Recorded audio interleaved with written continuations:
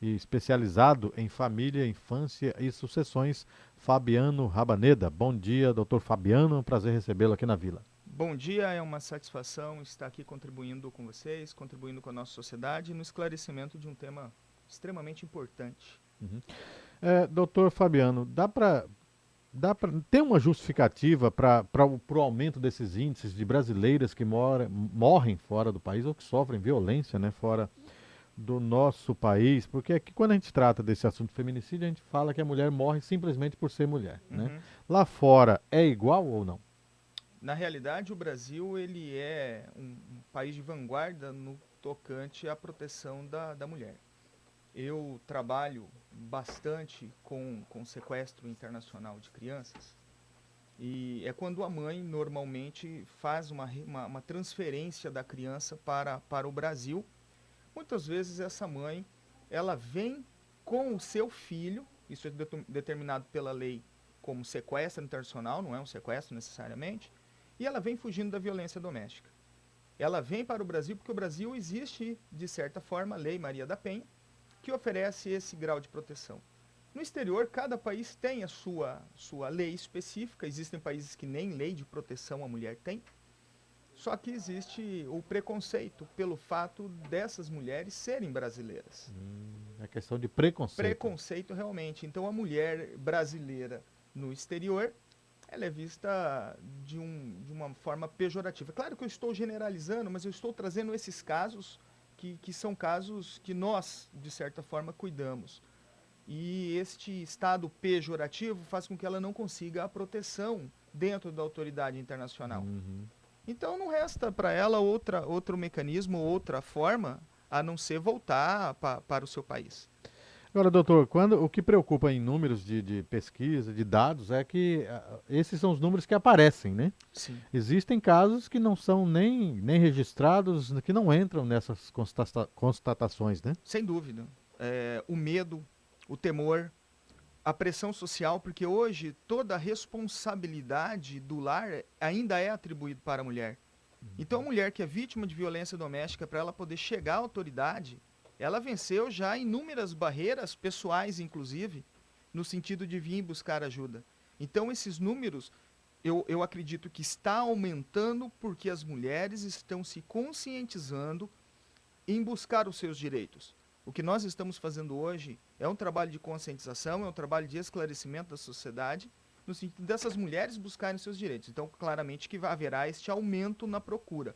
Mas, óbvio, isso representa uma pequena ponta desse iceberg. Agora, as mulheres brasileiras que estão sofrendo violência fora do país, a ajuda ela tem que buscar no país em que ela está, ou ela pode ou deve buscar ajuda no país de origem? Vamos lá, nós temos duas circunstâncias: mulher com filho e a mulher sem filho.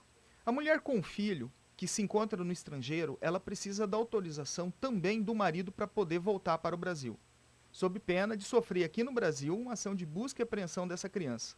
Hum, Existe uma convenção internacional que não permite essa transferência da mulher do estrangeiro para cá, Mesmo se ela estiver nessa situação de violência mesmo lá? se ela estiver na situação de violência. A Convenção da Haia para o Sequestro Internacional não prevê situações de violência doméstica. Meu Deus. E aí nós temos duas violências. Nós temos a violência doméstica e depois nós temos a violência judicial, que é a violência de sofrer um processo dentro do seu país de origem. Por quê? Porque você fez uma transferência do seu filho fugindo da violência doméstica. Mais é psicológica. Mais a psicológica. Então essa é uma circunstância. A segunda circunstância, vamos supor que a mulher realmente não tenha um filho, esteja num relacionamento. Sim, ela pode voltar para o Brasil e procurar ajuda no seu país. Uhum. Sempre lembrando que no exterior nós temos aí os organismos internacionais, no caso do Itamaraty, Ministério das Relações Exteriores, que vai, através das embaixadas, promover ou buscar um certo nível de segurança. Mas por experiências em nossos processos, a atuação é muito tímida. As mulheres sofrem incidentemente o caso de violência. Eu estava. Neste caso aí, eu acompanhei uma entrevista de uma mulher que se casou fora do Brasil, Uhum, acho que na Alemanha, se uhum, não me engano, E o que ela observava era o seguinte: antes de você se envolver com alguém Uhum. de fora do seu país, ela conheceu o marido dela aqui no Brasil, Uhum. que fez uma proposta, ela foi para lá, se casou com ele, Sim. e ela sofria constantemente violência. Ela falando de Uhum. como é difícil se libertar, porque você está num país que Sim. tem leis diferentes, Sim. que tem regras diferentes, que tem pensamentos diferentes. Sim. Então ela fez essa observação. Antes de você sair do seu país Uhum. para ir morar com outra pessoa, viver com outra pessoa, Sim. você tem que primeiro fazer esse levantamento, ver como é Sim. que é a lei, porque senão você fica presa a essa situação. Sem dúvida. São leis diferentes, né, doutor? Sem dúvida. Infelizmente. Observe você, aqui no Brasil, você tem um filho, você mora em Cuiabá. Você, por uma situação de violência doméstica, você precisa voltar para o seio de sua família, que mora muitas vezes no estado de São Paulo. A simples mudança, sem justificativa, configura caso de alienação parental. Uhum. Então, você precisa de uma justificativa, aqui no Brasil, você precisa de uma justificativa plausível. Muitas vezes você precisa de uma ordem judicial para poder fazer a transferência dessa criança para o seu estado, perto de sua família, para você poder receber uma proteção. Imagina no exterior, aonde as leis, cada país tem a sua. Por isso que existe, de certa forma, a convenção. A convenção ela estabelece alguns parâmetros mínimos para que você possa ter, então, algumas proteções. Só que a lei ela não consegue ser aplicada para todas as diversidades. E aí as mulheres encontram esses problemas. Então a gente sempre fala, consulte um advogado, entenda o que está acontecendo. Muitas vezes as mulheres vão acreditando no sonho do amor. Isso se transforma com o tempo, a pessoa acaba se revelando, acaba caindo às máscaras, e aí ela passa a sofrer essa violência doméstica e fica impedida de voltar para o seu país. Ela fica realmente impedida, por quê? Porque se ela volta para o país, ela perde o filho. E se ela fica lá, ela continua sofrendo violência doméstica, porque as autoridades não conseguem, e eu sou muito claro nisso, as autoridades não conseguem oferecer o mínimo de proteção. Lembro novamente, o Brasil é um país de vanguarda quando fez a Lei Maria da Penha. Uhum. E aí a gente tem que lembrar que a Lei Maria da Penha é uma lei de protetiva, né, Sim, protetiva que protege de violência doméstica. isso, Ela é específica de violência doméstica que isso. só tem no Brasil. Não adianta você buscar a Lei Maria da Penha em outro país que não vai ter. Mas vamos falar dessa Nesse convenção. Nesse contexto contexto não nosso, não tem, tem. não tem. Não tem. Vamos falar dessa convenção. Quem Uhum. compõe essa. Porque aí tem que agir dentro de uma razoabilidade. São leis diferentes, Sim, né? sim. Não dá para a gente colocar a lei do Brasil em Uhum. outro país que tem uma lei diferente. Sim. Quem compõe essa convenção, O doutor? que acontece? Essa convenção ela foi criada pela HCCH, que é um organismo internacional para regras civis. Então, são várias convenções que tentam estipular um regramento dentro do direito civil entre os países. Quem é responsável por isso? São os governos desses países. No Brasil, por exemplo, nós temos a ACAF, que é a Autoridade Central Federal. Esta Autoridade Central Federal é responsável administrativamente por processar os pedidos de cooperação jurídica internacional. E nós temos a Justiça Federal como executora, como um instrumento para poder julgar os processos relativos às convenções da AIA. Então nós temos a Convenção da AIA para alimentos, nós temos a Convenção da AIA para obtenção de provas no estrangeiro, nós temos a Convenção da AIA para sequestro internacional de crianças. Qual é o problema desta sistemática? Por exemplo, a ACAF, que é o órgão brasileiro, até alguns anos atrás, ela fazia uma consulta à Secretaria de Proteção à Mulher. Era uma secretaria vinculada à Presidência da República, que esta secretaria ela dava pareceres acerca de existência ou não de violência doméstica. Hoje existe uma liminar suspendendo esta consulta. É uma liminar do Tribunal da Justiça Federal de Brasília, dentro de um mandado de segurança que nós não conseguimos ter acesso porque corre em segredo de justiça, e que a partir desse momento a autoridade central não pode mais verificar violência doméstica.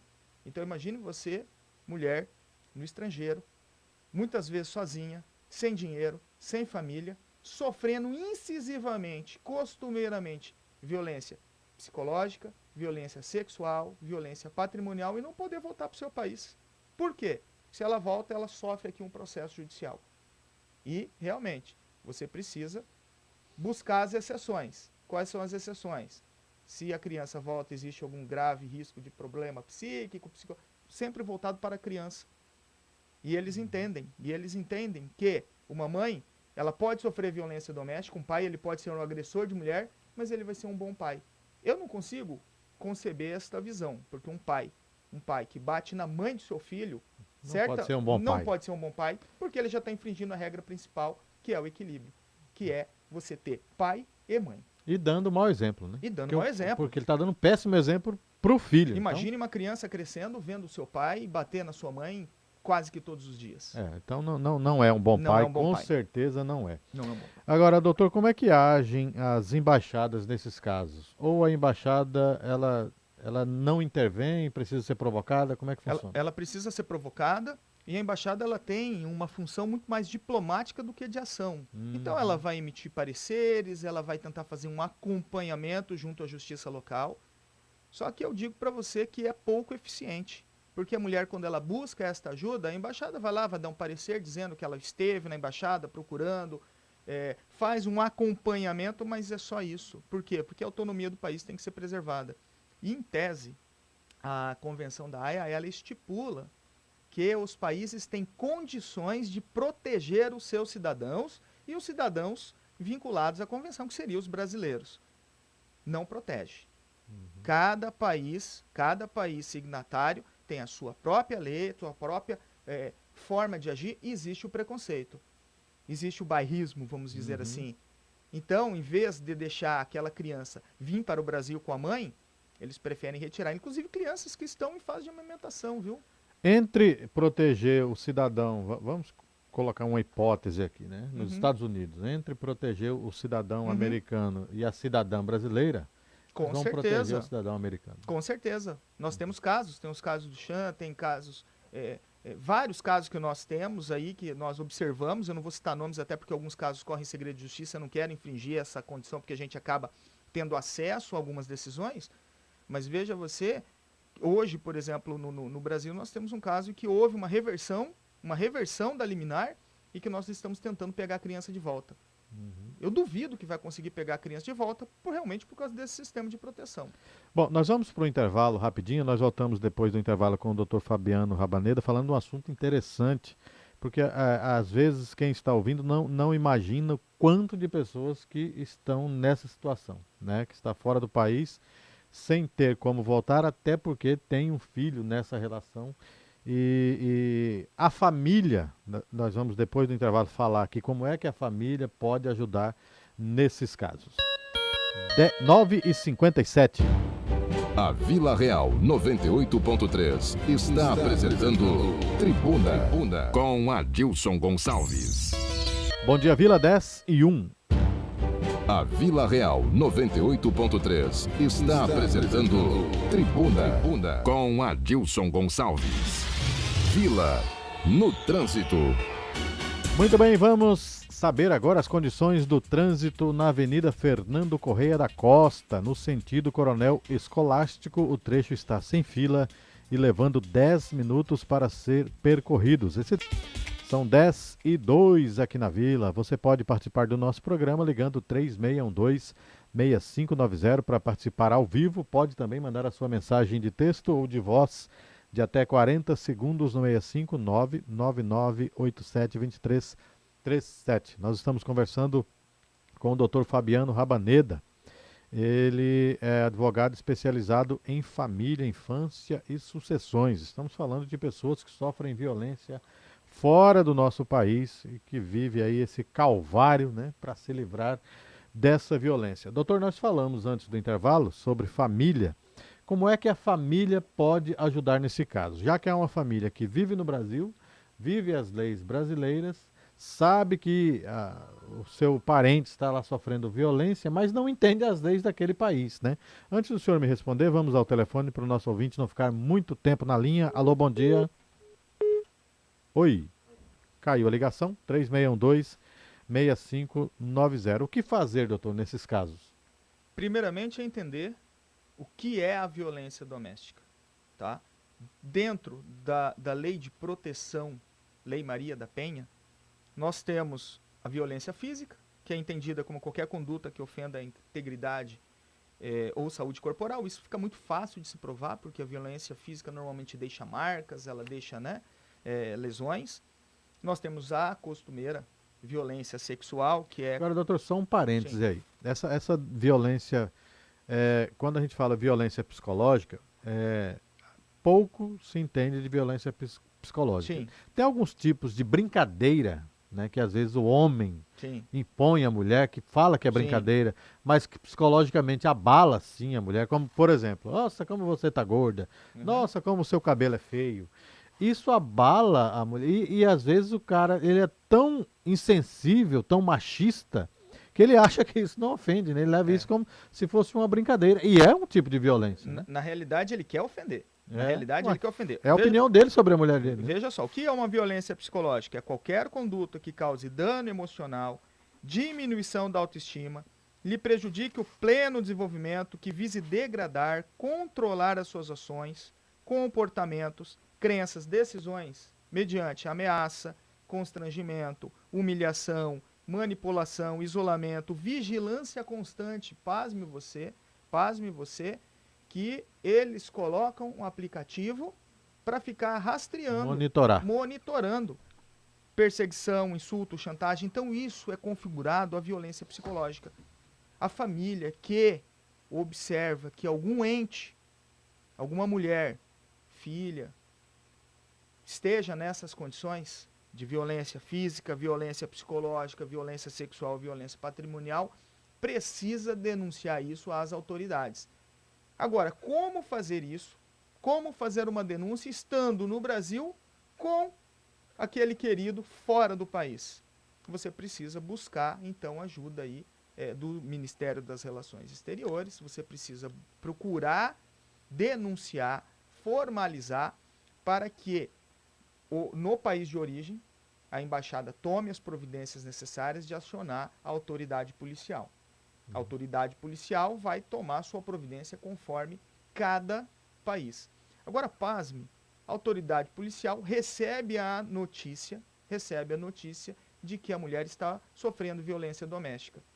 Bate na porta, chega o marido, a autoridade pergunta: você bateu na sua mulher? O cara, obviamente, vai dizer não. Naquele país é costumeiro que isso aconteça. Não. Então tá, nós confiamos na sua palavra, vira as costas, vai embora e chega lá dentro, ela apanha de novo. Então, é uma situação extremamente delicada, é uma situação que precisa, de certa forma, de uma até revolução no ordenamento, para poder incluir a violência doméstica dentro dessas convenções internacionais, para que a mulher tenha um pouco de proteção. Hoje, eu digo para você, é uma situação extremamente temerária.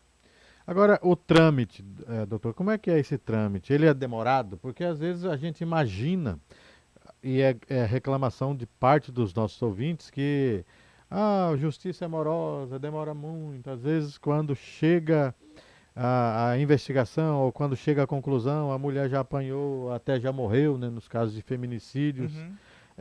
Aí nós estamos falando de país para país. De país para É país. mais demorado ou não? Eu vou usar o exemplo do Brasil.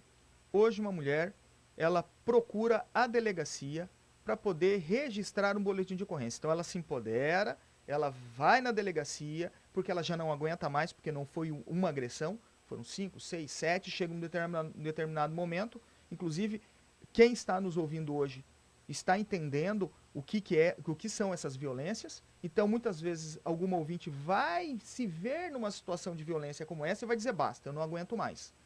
Vai procurar, então, a delegacia, vai ser lavrado um boletim de ocorrência. Esse boletim de ocorrência é encaminhado para a delegacia da mulher.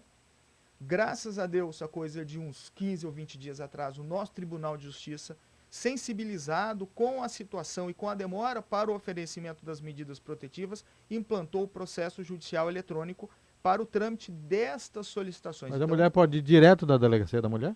Não, ela pode, até poderia, qualquer lugar, ela pode ir na delegacia da mulher, só que ela vai ser encaminhada muitas vezes para fazer a lavratura no boletim de ocorrência, no Cisco Planalto, no Cisco da Prainha, até para ter uma organização. Mas ela deve procurar a autoridade policial, a primeira que tiver. Ela pode ir no Ministério Público através das suas promotorias, ela vai fazer a proteção, pode ir na Defensoria e ela pode ir na OAB. Eu sempre digo que a mulher ela tem que procurar ajuda onde tiver.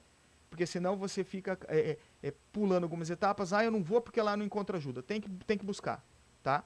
Muitas vezes isso acaba tomando tempo, isso acaba custando, porque você tem que se deslocar, etc. Pois bem, o juiz ele tem um prazo para oferecimento para poder deferir ou não a protetiva. Estamos prevendo um prazo de 48 horas com esse novo processo judicial eletrônico. Antes demorava uma semana. Então imagina, a mulher sai de casa, demorou uma semana para ela receber a protetiva. Hoje esperamos que seja em 48 horas, existem juízes trabalhando para isso. Aí nós vamos ter o processo. Então ela vai ter a medida protetiva e o processo ele tem que ser garantista, ele tem que permitir que o agressor, que nós chamamos de representado, fale. Não foi bem assim, ou foi isso que aconteceu. Vai ser feito exame de corpo de delito, vai ser feito exame psicológico para poder comprovar ou não essa agressão. Demora? Demora, por força desse sistema garantista de ampla defesa e contraditório. No país estrangeiro, cada país tem a sua lei, mas vamos se assemelhar aos países da América Latina. Esses países que têm um sistema parecido com o nosso, vai demorar parecido com o nosso também. Vamos ao telefone. Alô, bom dia. Alô, bom dia. Quem fala? Eliana. Oi, Eliana, pode falar. Eu queria perguntar, é defensor que tá aí, né? Não, é advogado especialista em família. Ah, advogado especialista em família. Não, eu queria só perguntar, que fala para ir na defensoria, né? Mas para ser atendido na defensoria, você tem que ir lá, tem que arrumar testemunha, você tem que levar no cartório testemunha, tem que registrar a assinatura, para depois voltar lá para você ser atendido. Então não tem uma burocracia muito grande nisso para atender as pessoas? Obrigado, bom dia. Obrigado, Eliana, pela participação. Doutor. Veja só, eu não posso aqui falar para uma instituição nobre como é a Defensoria, que ajuda, sim, mas nós vamos falar sobre o contexto de prova. O que a Defensoria está fazendo, quando você leva a pessoa no cartório, você está tomando um depoimento desta pessoa, registrando um depoimento dessa pessoa para poder instruir o teu processo. Então, muitas vezes a gente fala, mas é burocrático. Você, trazendo o depoimento desta pessoa pelo cartório, nós vamos evitar que essa pessoa mude o seu depoimento no curso do processo. Que a pessoa que você entre, trazendo essas informações, e depois no curso do processo, não foi bem assim, por quê? Porque nós temos uma mania de querer lavar as mãos para a violência doméstica.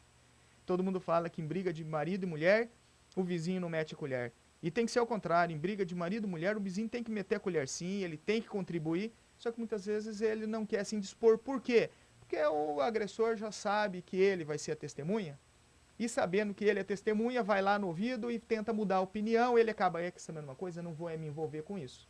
Então, quando você vai no cartório e faz com que a pessoa produza uma declaração, e ela assine, significa você declarou. Se você chegar em juízo e mentir, você vai responder pelo falso testemunho. Então eu vejo que se a defensoria está fazendo isso num primeiro momento, tem por objetivo fazer com que o seu processo sagre-se vitorioso. É burocrático? Lamentavelmente a gente precisa de produção de prova. E a produção de prova, normalmente, fica a cargo do cliente ou fica a cargo da vítima nos indicar. Nós não conseguimos saber como produzir determinadas provas. Por quê? Porque a cliente que sabe, a vítima que sabe, olha, fulana viu, ciclano viu. Então eu vejo isso aí. Burocrático por um tempo, eu penso que sim, porque você, vítima, tem que procurar um cartório para poder registrar, mas é uma segurança processual. E até porque não dá para você começar um processo sem ter prova. Não. Né? Você já começar um processo com prova, já é 50% Com do caminho andado. Né? Com certeza. Até porque lá na frente, se não fosse assim, você teria que produzir essas provas. Porque não Sim. é só eu acusar, Não. eu tenho que também provar, né? Correndo o risco, inclusive, de ser processado por uma denunciação caluniosa. Exatamente. Porque se você não foi vítima de violência doméstica e você está usando a violência doméstica como forma de alienação, de afastar o filho do pai, ou como forma de querer que ele volte, esquece. Você pode ser processada por denunciação caluniosa. Além de perder o processo, ter que pagar as custas. Agora, doutor, uma outra situação, falando em filhos, vamos pegar aqui uma situação que também existe muito. A pessoa foi para fora do Brasil, constituiu família, tem um filho que nasceu lá em outro país, mas ela sofre esse tipo de violência e quer vir embora. Essa criança que nasceu em outro país, que é filho dela, mas que é filho de um estrangeiro também. Como é que fica a situação desta criança? Para a Convenção da Haia, não importa onde a criança tenha nascido. Costumeiramente, nasce em outro país, a mãe vai com a certidão de nascimento até o consulado e registra essa criança também como brasileira. É o que a gente chama de dupla nacionalidade. Não existe dupla nacionalidade. Você tem que optar por uma ou por outra. Mas independente, existe um jargão que a gente fala dupla nacionalidade. Se a criança apenas for estrangeira, a AIA não faz essa distinção, tá? A convenção não faz essa distinção. Houve uma transferência irregular, vai ser aplicado então os procedimentos de busca, apreensão e devolução da criança para o país habitual. Nós temos casos, por exemplo, de refugiados, porque o Brasil, dentro da Constituição, ele aceita o refúgio. Nós temos, inclusive, a lei de estrangeiro que fala que se você sofre a perseguição política, se você sofre algum tipo de dano ao seu desenvolvimento dentro dos direitos humanos, você pode buscar refúgio no Brasil. Isso é constitucional. Então, veja, nós temos uma estrangeira com filho estrangeiro que veio para o Brasil. Pode suscitar AIA? Pode, para que haja a transferência da criança de volta ao seu país habitual. Bom, então porque a gente também vai criando ouvindo algumas afirmações que viram até regras na sociedade, né? Coisas que as pessoas vão falando e que vira regra. Tem gente que fala, em qualquer situação o filho fica com a mãe. É assim ou não? Não. Inclusive, com o contexto da guarda compartilhada, isso também é vanguarda no Brasil, porque alguns outros países da América Latina não se reconhece a guarda compartilhada, e sim a guarda unilateral, que sempre é a guarda da mãe. Sempre fazendo parênteses, a guarda da mãe, desde que ela não seja brasileira. Porque se ela for brasileira, eles conferem a guarda para o pai. Mas tá? no Brasil era assim, né? No Brasil era Antes assim. da guarda compartilhada. Então hoje a guarda compartilhada veio para atribuir direitos da criança e deveres compartilhados com o pai. Então, muitas vezes pensam, a guarda compartilhada é para eu não pagar pensão. Pelo contrário, a guarda compartilhada vai lhe dar mais responsabilidade, porque além de pagar o valor que a criança precisa para se alimentar, você também vai ter que cuidar da escola, você também vai ter que cuidar da saúde. Eu pago R$1.000 por mês, e se meu filho ficar doente, eu já paguei. Não, a guarda compartilhada estabelece que se por acaso houver... Além da pensão, cuidar da saúde e da educação. Por quê? Porque esta é uma responsabilidade parental. Então a guarda compartilhada, ele tirou um peso das costas da mulher, porque antes nós tínhamos o PAN, que era o pai e a mãe, tudo na figura da mulher. A guarda compartilhada fala, não, o homem também vai criar, o homem também vai cuidar. Então, não existe mais o filho é da mãe. Claro, existem algumas necessidades especiais. Quem que amamenta? Não tem mais filho da mãe, é filho do pai e da mãe. Filho do pai e da mãe, é um equilíbrio. Claro, necessidades especiais. Filho amamentando, só a mãe pode dar o leite materno. Claro. Isso é um fato. Então, num caso como esse, você abre uma exceção, colocando a guarda da criança para a mãe. Por quê? Porque você está prezando o melhor interesse da criança. Todas as decisões de família, todas, têm que olhar, não... Eu queria perguntar, a criança acima de 5 anos, ele tem direito de escolher com quem vai ficar? Tá, joia, Marcos. Obrigado pela participação. O doutor vai responder depois. Vamos para mais um. Alô, bom dia. Alô. Oi. Alô. Caiu a ligação. A pergunta do Marcos. Crianças acima de 5 anos, ele tem o direito de escolher com quem ele quer ficar? Veja só, o juiz, através dos assistentes multidisciplinares, psicólogos, assistentes sociais, através de um estudo específico naquele caso, vai analisar se a criança ela consegue discernir e se ela consegue realmente demonstrar com quem ela quer ficar. Sem pressão. Sem pressão. Uma criança de 5 anos, ela vai falar, eu quero ficar com a minha mãe. Provavelmente estaria sendo vítima de alienação parental.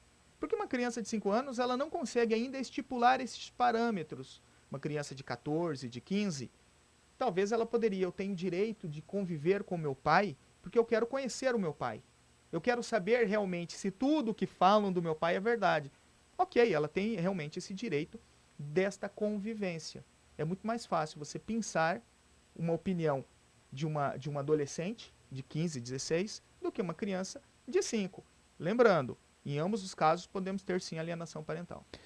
Alô, bom dia. Bom dia. Bom dia, quem fala? Pedro. Fala, Pedro. Deixa eu te fazer uma pergunta. E quando a mãe faz tratamento psicológico, psiquiátrico, no caso, não tem carteira assinada e a família dela é toda desconstruída. Eu posso requerer a guarda do meu filho? Tá joia, Pedro. Obrigado pela participação. Veja só, o fato dela não ter carteira assinada não significa que ela não possa ser uma boa mãe. Nós temos milhares e milhares de mulheres que trabalham muitas vezes uma jornada tripla sem a carteira assinada. O fato dela fazer tratamento psiquiátrico, aí nós podemos ter uma situação de risco. O artigo 98 do Estatuto da Criança e do Adolescente, combinado com o artigo 101, vai dizer que em situações de risco nós podemos ter uma suspensão do poder familiar. E na suspensão de poder familiar é atribuída a guarda ou ao genitor ou alguém da família extensa, objetivando proteger a criança. Este não é um caso de família. Este é um caso de vara da infância, uma vara especializada para isso. Alô, bom dia. Bom dia. Quem fala? Toninho Cristo Rei. Toninho do Cristo Rei? Isso. Fala, Toninho. Gostaria, por gentileza, se o doutor poderia definir a alienação parental? Tá joia. Vamos lá. Tem outra? Outra ligação? Alô, bom dia. Oi. Alô, bom dia. Bom dia. Quem está falando? Não deu. Quem está falando? Alô? Oi. Oi. Quem está falando? Devanil, tudo bom? Tudo bem, Devanil? Deixa eu fazer uma pergunta. É assim, eu tenho meu neto que mora comigo desde que ele nasceu. O neto tirou da barriga da mãe e dele também. Hoje eu tenho a guarda definitiva dele. Só que o pai do meu neto, mataram ele, faltava uma semana para o meu neto completar um filho. Então, ele é registrado só no nome da minha filha. Né? Ele não tem o nome do pai, assim. E a família dele é um povo assim que não tem muito contato, nunca teve contato com ele. E o meu esposo não é o pai da minha filha. Ele quer dar o nome dele para essa criança. Entendi. Entendeu? E eu queria ver assim, aonde que eu posso ir para me fazendo, porque eu fui na defensoria e alguém de lá me falou para mim que o juiz poderia entender que houve um estupro na minha filha. Eu não entendi essa teoria desse caboclo lá, porque assim, quando a minha filha teve meu neto, ela tinha 17 anos, entendeu? Uhum. Então, tipo assim, a gente sabe quem que é o pai da criança, tudo. E aí agora o meu esposo quer registrar, dar o nome dele pro meu neto.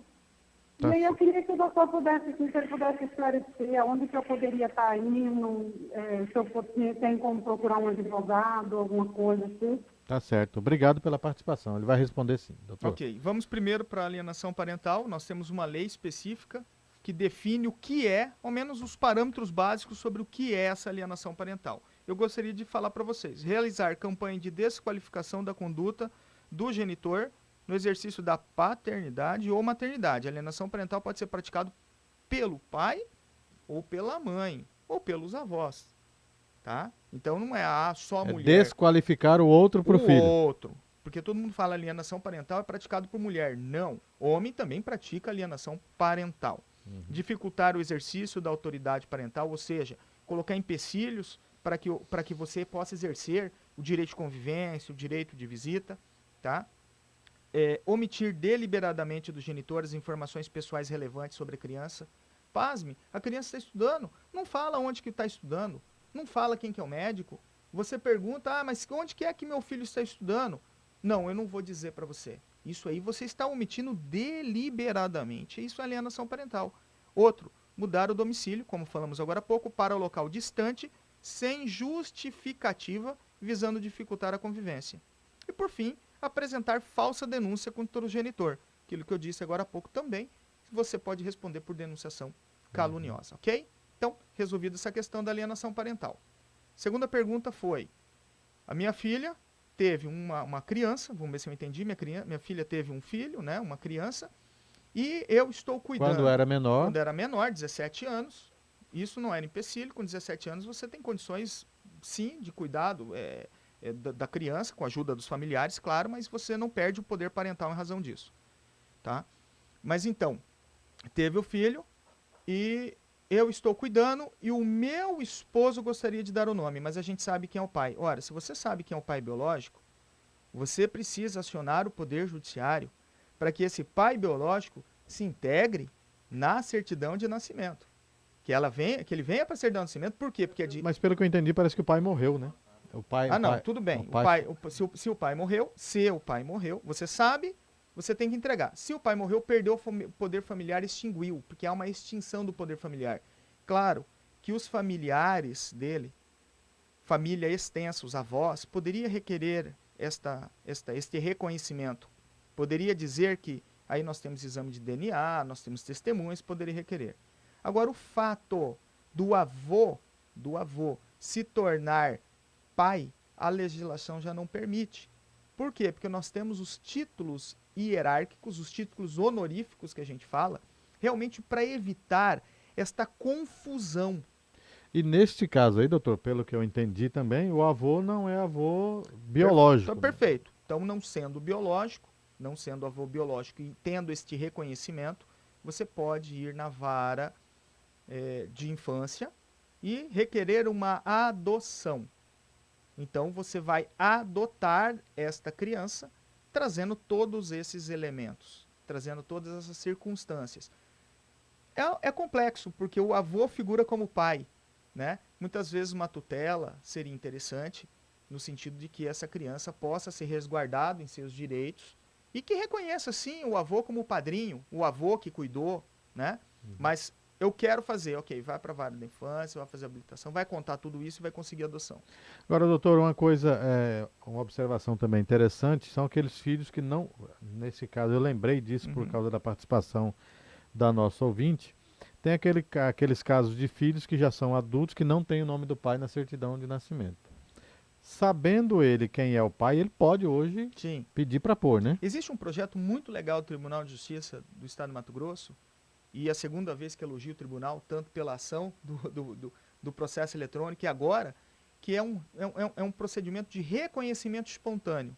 Então, aquele pai, já tardio, já depois, por N circunstâncias de vida, não figurou como pai, ele pode ir junto com o filho, independente de que idade seja, o poder familiar, ele se extingue com a maioridade, mas você continua com as responsabilidades parentais. Então ele vai lá e vai colocar o nome na certidão de nascimento, vai ter esse reconhecimento espontâneo. Isso é bem rápido, viu?